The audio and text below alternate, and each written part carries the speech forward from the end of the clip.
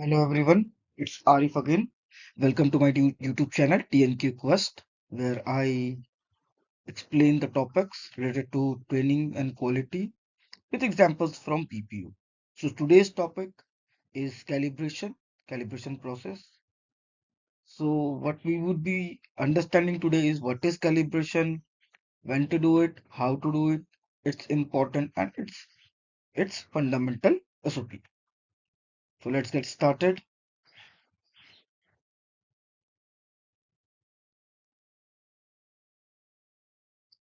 See, calibration in BPO.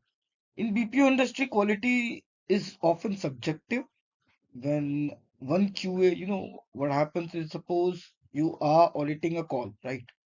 तो आप एक कॉल को ऑडिट करते हैं.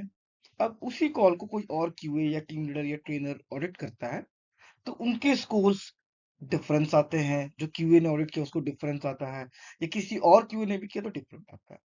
तो इसी अंडरस्टैंडिंग का गैप को खत्म करने के लिए कि सब कोई सारा टीम एक ही बेंचमार्क पे रहे, एक ही स्कोरिंग पे रहे, इसीलिए हम लोग करते हैं कैलिब्रेशन कि सब कोई एक ही पेज पे हो.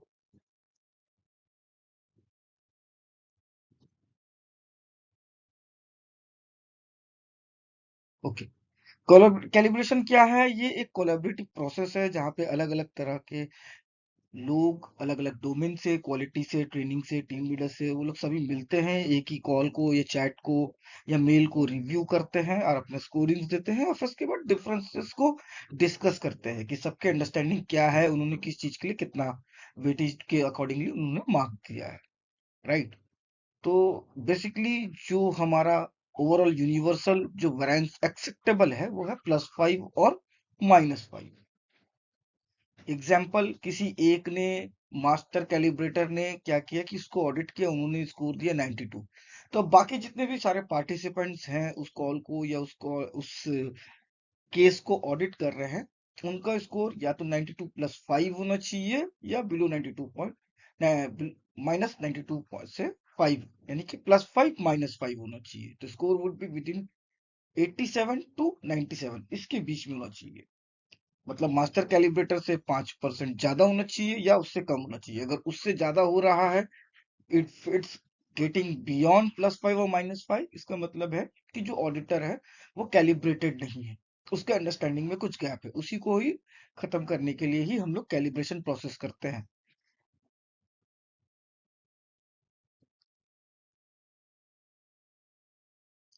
पर्पस क्या है? कैलिब्रेशन इंश्योर क्या क्या इंश्योर करता है? वो फेयर इवेल्युएशन हो रहा है, कंसिस्टेंसी के हिसाब से एक्यूरेट ऑडिट हो रहा है, ये एक ट्रस्ट बिल्डअप करता है और इम्प्रूवमेंट्स लेके आता है कि हमारे ऑडिट्स में और भी क्या क्या इम्प्रूव कर सकते हैं हम लोग.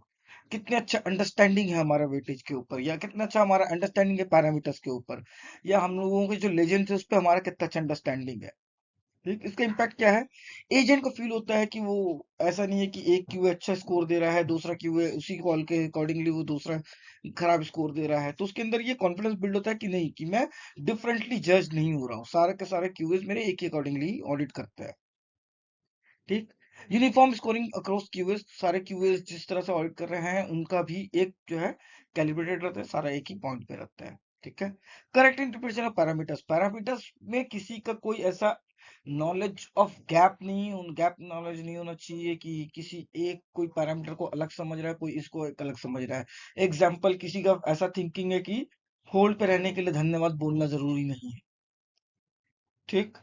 आपको एक क्यूए को लग रहा है कि होल्ड पे रहने के लिए धन्यवाद बोलना जरूरी है कॉल पे, अगर हम लोग कॉल को होल्ड को अनहोल्ड कर रहे हैं. तो ये दोनों का अंडरस्टैंडिंग, ये डिफरेंसेस क्यों है, इसी को समझ सकते हैं हम लोग. साथ साथ में जो हमारा जो लेजेंड्स है, ऑडिट के जो लेजेंड्स है, वो इस चीज पे क्या बताता है, और उसके अकॉर्डिंगली हम लोगों को इंटरप्रेट करके हम लोगों को कैलिब्रेटेड करना पड़ता है. ये एक क्यूएस और ऑप्स के बीच में वाइस वर्सा एक ट्रस्ट बिल्डअप करता है. Real quality gaps are identified. Qualities जो ज्यादा ज्यादा लोग जो ऑडिट कर रहे हैं, या ऑप्स टीम ऑडिट करता है, क्यूएस टीम ऑडिट करता है, उन लोग में ऐसा कोई गैप्स तो नहीं है, आइडेंटिफाई करते हैं, उसको खत्म करता है.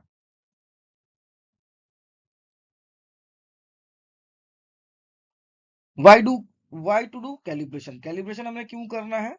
सबसे पहला है रिमूव सब्जेक्टिविटी. ठीक है. टू इंश्योर दैट एम्पैथी और professionalism is defined the same way by everyone. Late suppose कोई एक पैरामीटर है, सभी लोग उस पैरामीटर को एक ही तरह से समझे और लेजेंड के अकॉर्डिंगली सबका जो डेफिनेशन वो क्लियर होना चाहिए। इंश्योर्स फेयरनेस, यानी कि सभी लोग एक ही तरह से अगर एक ही पैरामीटर के अच्छे से समझ के अकॉर्डिंगली ऑडिट करते हैं तो ये हेल्प करेगा हमें। तीसरा क्या है कि align with client expectation. Client का जो एक्सपेक्टेशन है, ठीक है, उसके अकॉर्डिंगली क्या हम लोग ऑडिट कर रहे हैं कि नहीं कर रहे हैं। जो ऑडिट टीम है क्या क्लाइंट के एक्सपेक्टेशन के अकॉर्डिंगली ऑडिट कर रहा है नहीं कर रहा है, ये भी पता चल जाता है। और सबसे बड़ा चीज क्या है कि अगर लोग जो ऑडिट कर रहे हैं अगर वो कैलिब्रेटेड नहीं है तो ऑडिट क्या होगा, वो अनफेयर होगा, अनरिलायबल होगा।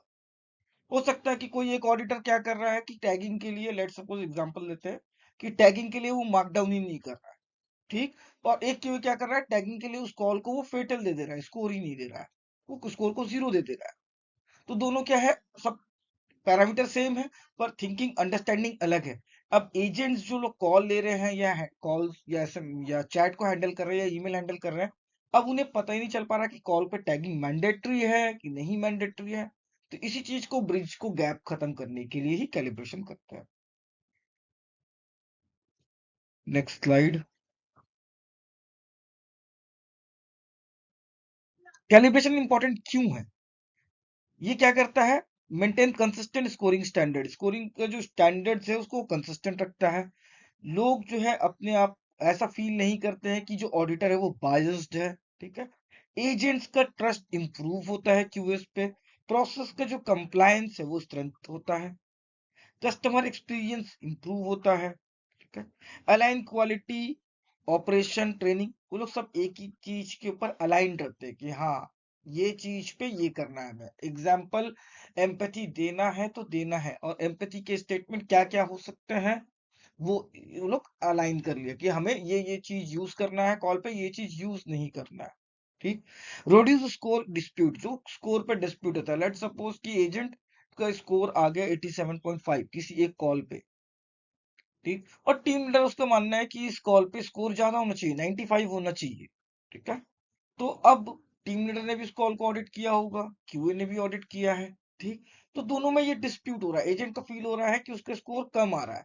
तो क्यूए जिसने ऑडिट किया है और जो टीम लीडर जो अपने एजेंट को लेकर आया है डिस्प्यूट के लिए, तो वो लोग दोनों मिलकर कैलिब्रेट हो सकते हैं कि हाँ भाई ये पैरामीटर में हमारा लेजेंड ये बताता है तो एजेंट्स को ये फॉलो करना है, अगर नहीं फॉलो करेंगे तो मार्कडाउन हो जाएगा।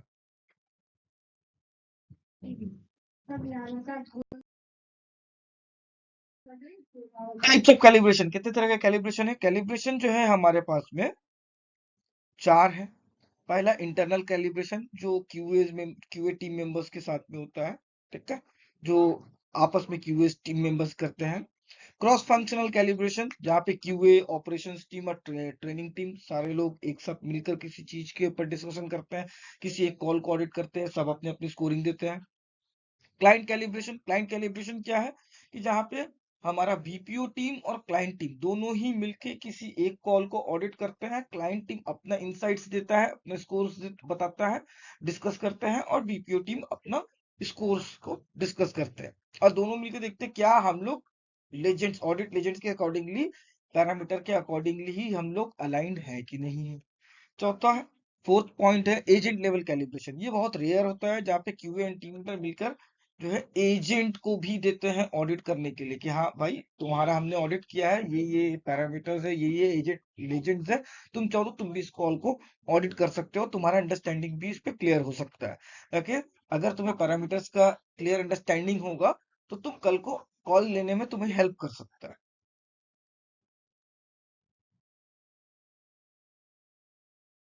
की कंपोनेंट्स ऑफ कैलिब्रेशन, पहला क्या है, स्टैंडर्ड क्वालिटी स्कोर कार्ड, ठीक है। Clear definition for each metric, यानी कि हर जो पैरामीट्रिक दिया गया है उसमें सारा डेफिनेशन क्लियर होता है। स्कोरिंग गाइडलाइंस को डिस्कस करते हैं हम लोग। Example of good and poor behaviour को डिस्कस कर सकते हैं हम लोग, ठीक है। दूसरा sample selection, same interaction reviewed by all participant. Let suppose कि आज अगर कोई कैलिब्रेशन कराना चाहता है तो वो क्या करेंगे, कि क्यूए टीम भी ऑडिट करेगा और उसी कॉल को, उसी इंसिडेंट को ऑप्स टीम, ट्रेनिंग टीम, वो लोग भी ऑडिट करेंगे। ठीक है, सेम सैंपल होना चाहिए। कवर्स मल्टीपल डिफिकल्टी लेवल्स, बहुत सारे लेवल्स होंगे, डिफिकल्ट लेवल्स होंगे, इजी होगा, जो लोग नए एकदम रिसेंट प्रोसेस में ज्वाइन कर रहे हैं उनके लिए प्रोसेस को समझना इजी होगा। ठीक है,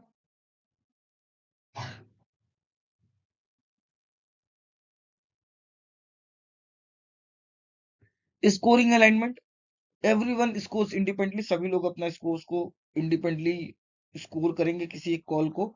फिर इसके बाद क्या होगा कि स्कोर्स को कंपेयर किया जाएगा और डिस्कस किया जाएगा कि अगर किसी ने मार्क डाउन किया है तो उस मार्क डाउन के पीछे उनका अंडरस्टैंडिंग क्या है, और अगर किसी ने उस कॉल पे स्कोरिंग दिया है, एक पर्टिकुलर पैरामीटर पे स्कोर दिया है तो किस रीजन से दिया है। ठीक, तो ये चीज को अंडरस्टैंडिंग जो दोनों का सबके अलग अलग है, यस है एक नो है, उसी को अंडरस्टैंडिंग को डिस्कस करेंगे कि किसने यस क्यों दिया, किसने नो क्यों दिया। वेरिएंस एनालिसिस, लोगों का जो गैप्स आ रहा है स्कोरिंग में, इसको डिस्कस करेंगे कि क्यों आ रहा है और उसका रूट कॉज को समझने का कोशिश करेंगे। लेट सपोज कस्टमर ने कॉल किया और बोला बिल डिस्प्यूट के बारे में, उसने बोला कि मेरे मई महीना में जो बिल आया है वो ज्यादा आ चुका है। तो पहला क्या है, कस्टमर ने एक प्रॉब्लम स्टेटमेंट दिया, उसे प्रॉब्लम हो रहा है, तो एजेंट को हमें क्या देना चाहिए, एक एम्पैथी देना चाहिए, एश्योरेंस देना चाहिए। पर ऑप्स टीम को ऐसा लगता है कि नहीं, इस पे एम्पैथी देने की जरूरत नहीं है, एश्योरेंस देने की जरूरत नहीं है।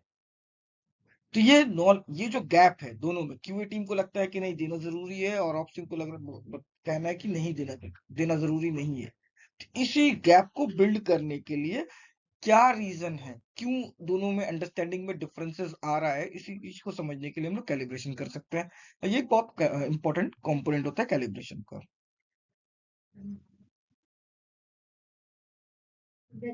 फाइनल अग्रीड स्कोर, फिर दोनों टीम मिलकर एक फाइनल जो अंडरस्टैंडिंग है उस पे वो लोग कायम होंगे, बेंचमार्क सेट करेंगे।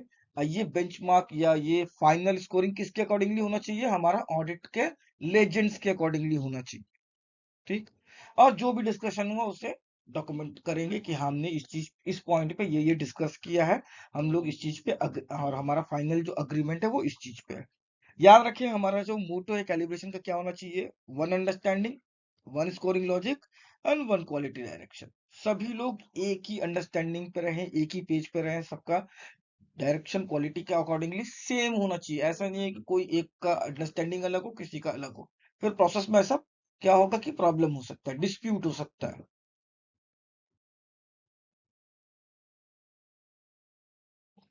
कैलिब्रेशन प्रोसेस फ्लो समझते हैं हम लोग। पहले क्या होगा, हमें एक सैंपल सेलेक्ट करना होगा जिसे सारे टीम लोग मिलकर उसे ऑडिट करेंगे। दूसरा होगा, वो लोग इंडिपेंडेंटली स्कोर को इवेल्युएट, अपने उस कॉल पे या उस इंसिडेंट पे इवेल्युएशन सबमिट करेंगे। फिर हम लोग स्कोर को कंपेयर करेंगे, जो भी वेरिएंस आ रहा है उसे डिस्कस करेंगे। फिर हम लोग एक फाइनल पॉइंट पे पहुंचेंगे कि ये जो वेरिएंस है किस रीजन से है और इसका एक्चुअल क्या होना चाहिए उस पैरामीटर पे, उस पे एक फाइनल एग्रीमेंट होगा। फिर जो भी डिस्कशन हुआ उसको डॉक्यूमेंट करेंगे और इम्प्रूवमेंट के हम लोग काम करेंगे, और जो भी जो फाइंडिंग्स आया कि ये फॉलो करना है उसे हम लोग इम्प्लीमेंट करवाएंगे। लेट्स सपोज कि कॉल पे ओपनिंग में एग्जांपल किसी एक क्यूए का कहना है कि सिर्फ नाम बताना जरूरी है और प्रोसेस का नाम बताना जरूरी है, ग्रीटिंग देना जरूरी नहीं है। ठीक, किसी एक क्यूए का अंडरस्टैंडिंग डिफरेंट है, उसका कहना है कि ग्रीटिंग भी देना है और हमें अपना नाम भी बताना है और प्रोसेस का नाम बताना है। साथ साथ में उन्हें ये भी कहना है कि हमें आपकी क्या मदद कर सकता हूँ। एग्जाम्पल मैं दे रहा हूँ, जैसे हाय मेरा नाम आरिफ है, मैं आपकी क्या सहायता कर सकता हूँ। किसी और क्यूए को ऐसा लगता है नहीं कि इसमें एक ब्रांड नेम भी होना चाहिए। Example let suppose brand name, मैं ट्वेन की क्वेस्ट अपना ही चैनल का नाम लेता हूँ। हाय मेरा नाम आरिफ है, ट्वेन की क्वेस्ट में आपका स्वागत है, मैं आपकी क्या सहायता कर सकता हूँ। तो दोनों में जो डिफरेंसेस है, कौन सा सही है कौन सा सही नहीं है, इसे हम लोग कैसे समझेंगे, इसे हम लोग लेजेंड के अकॉर्डिंगली फाइनलाइज करेंगे कि हाँ ये होना चाहिए, और जो भी फाइंडिंग्स आएगा उसे इम्प्लीमेंट कराएंगे आके सभी लोग उसी चीज को ही फॉलो करें।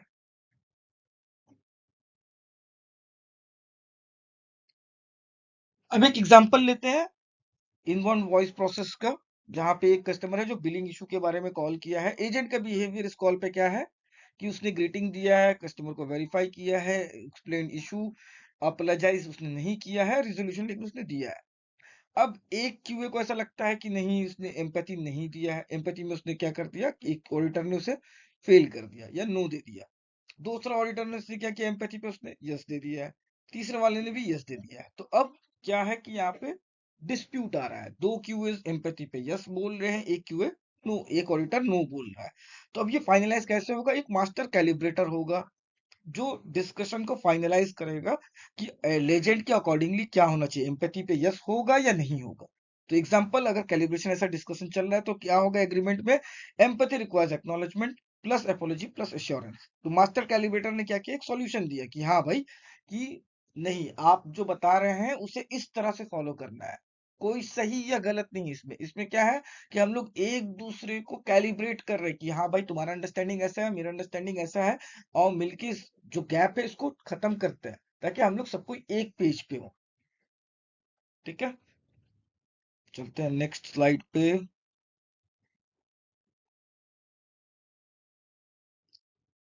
Best practices for effective calibration देखते हैं क्या है कि मंथली या बाई वीकली हम लोगों को यहाँ पे एक सेशन करना चाहिए। रियल और रीसेंट इंटरेक्शंस जो हो उसे करना चाहिए। ऐसा नहीं है कि कोई रोल प्ले वाले कॉल को ही इस तरह से वो ऑडिट करना कर नहीं, एक रियल और एक रीसेंट के इंटरेक्शन पे ही होना चाहिए। ठीक है, maintain clear scoring guidelines. Guidelines क्या है कि वो क्लियर होना चाहिए सबको। वैरिएंस का ट्रेंड क्या चल रहा है उसको ट्रैक करना होगा। ठीक है, रोटेट सैंपल कॉम्प्लेक्सिटी, कॉम्प्लेक्सिटी। ठीक है, जो सैंपल है, ठीक है, ऐसा नहीं है कि बार बार हम लोग एक ही तरह के कॉल पे या एक ही तरह के इंटरेक्शन पे ही कैलिब्रेशन कर रहे हैं। नहीं, हर वीक अगर आप करते हैं तो हर वीक में सैंपल्स अलग अलग तरह के होना चाहिए। अगर पहले वीक में हमने किया क्वेरी तो दूसरे वीक में हमने किया कंप्लेन, तीसरे वीक में हमने किया रिक्वेस्ट, ये कर सकते हैं। या अगर हम लोग कंप्लेन करें पहला वीक में, लेट सपोज मैं टेलीकॉम का एग्जांपल लूं, तो पहला वीक में क्या किया हमने, हमने नेटवर्क प्रॉब्लम पे किया, नेटवर्क इशू पे किया, दूसरा वीक हमने ऑफर्स पे कर दिया, तीसरा वीक हमने कोई सी वैल्यू एडेड सर्विसेज पे कर लिया। Ensure actionable outputs, share post calibration summary reports. और जो भी समरी हमारे पास कैलिब्रेशन का खत्म होने के बाद में क्या अंडरस्टैंडिंग है, क्या फाइंडिंग आया, इस रिपोर्ट को पब्लिश करेंगे। कैलिब्रेशन का मैट्रिक हम लोग कैसे समझ सकते हैं, calibration health is measured using inter rate reliability, IRR भी करते हैं। जैसे एग्रीमेंट बिटवीन ऑडिटर्स कैसा होना चाहिए, 90 to 100% अगर मैच कर रहा है तो एक्सीलेंट है, 80 to 89% मैच कर रहा है तो ओके है, और बिलो 80% है तो रिस्क एरिया है। पर जैसा मैं आपको और एक चीज बताना चाहूंगा, यूनिवर्सली हम लोग एक्सेप्ट करते हैं +5 -5, यानी कि जो मास्टर कैलिब्रेटर है उसके स्कोर के अकॉर्डिंगली हमारा स्कोर या तो +5 होना चाहिए तो -5 होना चाहिए, या अगर उसके बराबर ही है, लेट सपोज उसने 90 दिया मैंने भी 90 दिया, तो इट मींस कि हम दोनों का अंडरस्टैंडिंग एग्जैक्ट सेम है किसी एक इंटरेक्शन पे या किसी एक इंसिडेंट पे।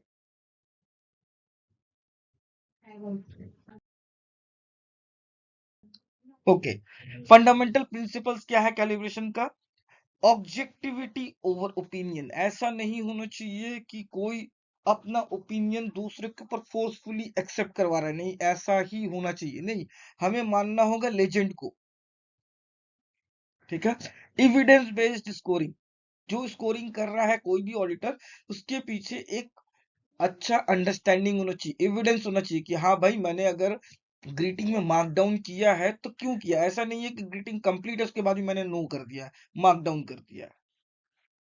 और behaviour over intent, intent important नहीं है, बिहेवियर इंपॉर्टेंट है कॉल पे। जो बिहेवियर जो एक्सेप्टेबल है वही होना चाहिए, इंटेंट के ऊपर ध्यान नहीं देना है। ठीक है, प्रोसेस ओवर पर्सनालिटी। एग्जाम्पल, अगर मैं एक ऑडिटर हूं और मैं मेरा कोई ऐसा एजेंट है जिससे मेरा बहुत अच्छा रैपो है, तो मैं क्या कर रहा हूँ, उसका खराब कॉल को भी अच्छा स्कोर दे रहा हूँ, ऐसा नहीं कर सकते हम लोग। हमें हमेशा प्रोसेस को चूज करना है ओवर पर्सनालिटी। उस एजेंट से हो सकता है मेरा रैपो अच्छा हो, लेकिन इसका मतलब ये नहीं कि मैं उसके गलत चीज को भी सही रिप्रेजेंट करके दिखा रहा हूँ सबको।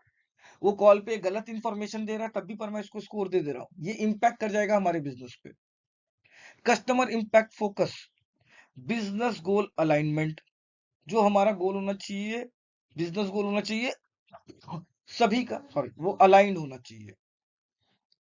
अब आते हैं हम लोग कॉमन कैलिब्रेशन फेलियर्स। क्या क्या फेलियर्स हो सकते हैं? जैसे कि डॉक्यूमेंटेशन नहीं किया हमने, ठीक है, तो क्या होगा कि वो रिपीटेड कंफ्यूजन होता रहेगा। इर्रेगुलर सेशंस, यानी कि आज एक कैलिब्रेशन करा लिया, उसके बाद 1 महीने के बाद अचानक से याद आया तो हम लोग दूसरा कैलिब्रेशन करा, नहीं, वो हमेशा रेगुलरली होना चाहिए। वो मंथ में 4 बार अगर होना है तो फिक्स कर लेंगे डेट की मंडे टू मंडे हमारा कैलिब्रेशन होना है, ठीक है। बायस्ड इन्फ्लुएंस, रॉन्ग स्टैंडर्ड, अगर हम बायस्ड होंगे किसी के अकॉर्डिंगली कि नहीं छोड़ो भाई, उस बच्चा है वो तो अच्छा ही कॉल लेता होगा, ठीक है, तो उसके बेसिस पे ऐसा ही नहीं है कि हमने स्कोरिंग दे दिया, नहीं, हमें कॉल सुन के जज करना है according to the legend. No client alignment, expectations mismatch. तो कभी कभार ऐसा भी हो सकता है कि आपका कॉल कैलिब्रेशन आप इंटरनल जो आपकी टीम है उससे तो कर ही रहे, लेकिन इससे भी इंपॉर्टेंट क्या है कि हमें क्लाइंट के साथ भी, क्लाइंट ऑडिटिंग टीम के साथ भी हमें कैलिब्रेशन करते रहना चाहिए, ताकि हम लोग उन लोगों का जो अंडरस्टैंडिंग है समझ सकते हैं कि उनका अंडरस्टैंडिंग क्या है किसी एक पर्टिकुलर इंसिडेंट पे, और वो लोग भी अगर स्कोर कर रहे हैं तो क्या अंडरस्टैंडिंग से कर रहे हैं, ताकि हम लोग भी उसी चीज को इम्प्लीमेंट कर सके। No training link, no improvement. अगर लेट सपोज कोई ऐसा कैलिब्रेटर, एक ऐसा ऑडिटर है जो बार बार कैलिब्रेशन में वो मीटअप नहीं कर पा रहा है, ठीक है, उसका वेरिएंस ज्यादा आ रहा है, ठीक है, तो इसका मतलब क्या है कि वो जो ऑडिट्स कर रहा होगा वो भी गलत कर रहा होगा, वो भी सारा कॉल्स को मिसजज कर रहा होगा। तो इसीलिए बहुत इंपॉर्टेंट क्या है कि जब ऐसा अगर कोई कैलिब्रेशन में पार्ट लेता है और उसका आउट ऑफ वेरिएंस आ जाता है, तो उसके लिए प्रॉपर एक रिफ्रेशर होना चाहिए, उसे ट्रेनिंग देना चाहिए, उसे लेजेंड्स फिर से समझाना चाहिए, ताकि नेक्स्ट टाइम से वो इम्प्रूव कर सके।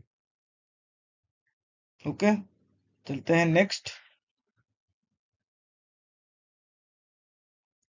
ये एक छोटा एग्जांपल दिया गया कैलिब्रेशन के एसओपी कैसा होना चाहिए। मंथली करेंगे हम लोग, उसमें कौन कौन पार्टिसिपेट करेंगे? QA, TL, ops, training team. अच्छा, और क्या हो सकता है? 3 to 5 इंटरेक्शन, बेसिकली बहुत सारे जगह पे एक कॉल पे ही कर लेते हैं, या एक चैट पे कर लेते हैं, या एक ईमेल पे कर लेते हैं। इन कुछ कुछ जगह ऐसा भी होता है कि 3 कॉल पे करते हैं। एक्सेप्टेंस वेरिएंस क्या है? +5 या -5, उससे अगर ज्यादा हो रहा है तो that means there is a problem, ठीक। स्टेप्स क्या है? सैंपल सेलेक्ट करेंगे, स्कोर इंडिपेंडेंटली करेंगे, कंपेयर, स्कोर को कंपेयर करेंगे, वेरिएंसेस को डिस्कस करेंगे, प्रोसेस को डॉक्यूमेंट करेंगे, फाइंडिंग्स क्या मिला हमें इसको शेयर करेंगे, और जो भी फाइंडिंग्स मिला उसे हम लोग अप्लाई करेंगे।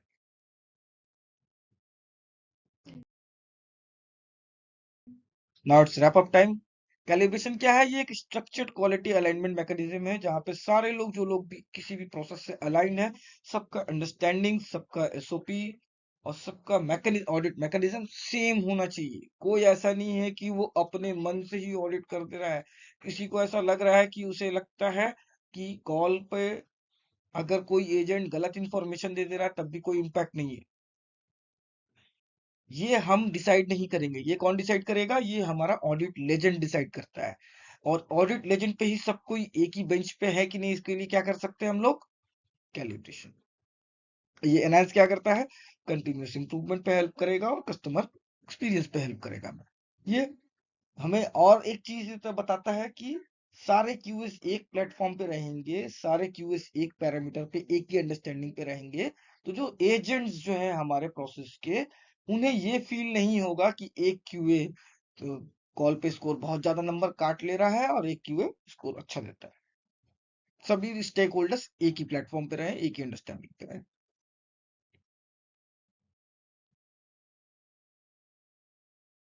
So thank you so much, here I and my topic. आप मुझे चाहें तो व्हाट्सएप पे कनेक्ट कर सकते हैं। रिक्वेस्ट है, please like the video, subscribe, and please share with your friends and family. Thank you so much. Have a great day.